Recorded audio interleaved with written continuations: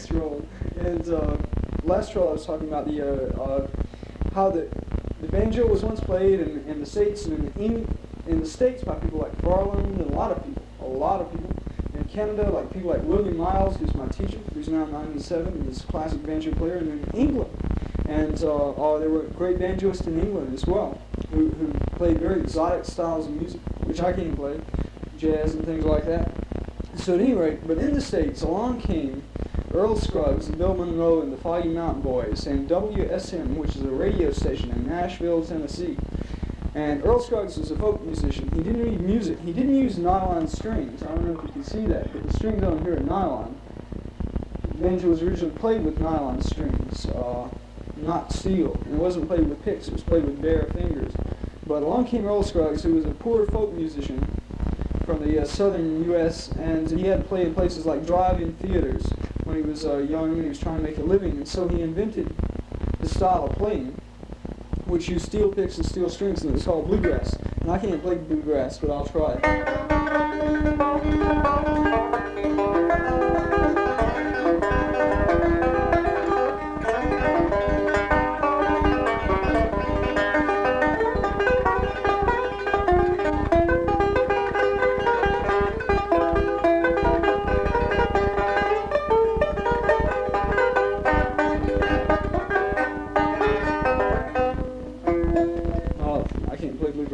But at any rate, that's the way Earl Scruggs played. And that's style banjo playing that's dominant now because country music has become so popular and so well sold that it's popular from, well, Thunder Bay, Ontario, where you have people in Ontario who don't have anything to do with that sort of music culturally, to Tokyo, playing this type of music.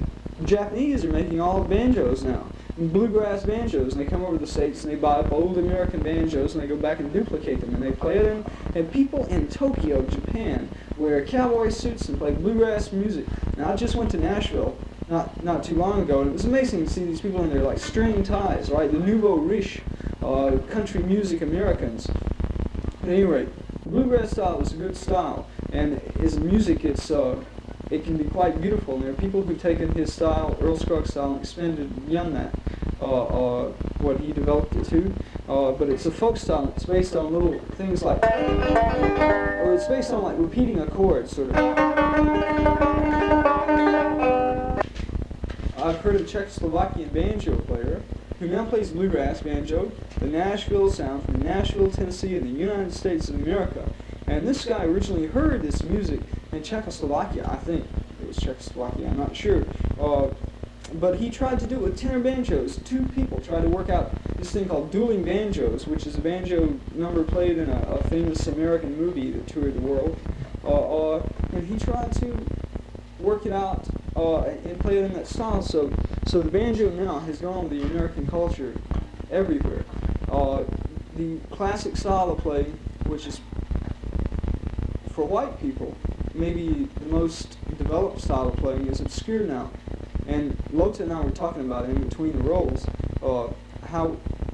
what we wanted to talk about here is the banjo is music and the banjo is a commodity, and how it's sold. Well, now the banjo as commodity is sold from Nashville to Tokyo, and I've personally, I've been a banjo player since I was a kid, and I learned folk styles from my relatives.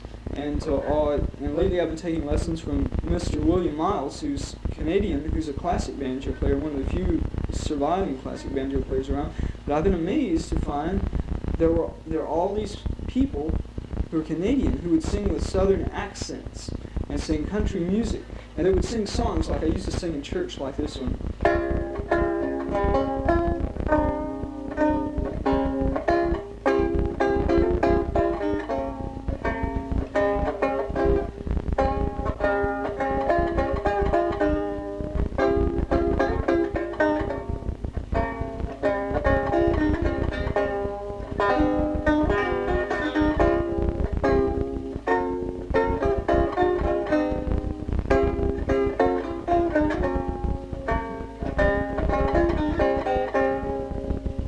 I've heard that played, that's called What a Friend We Have in Jesus, and it's an old fundamentalist Protestant hymn.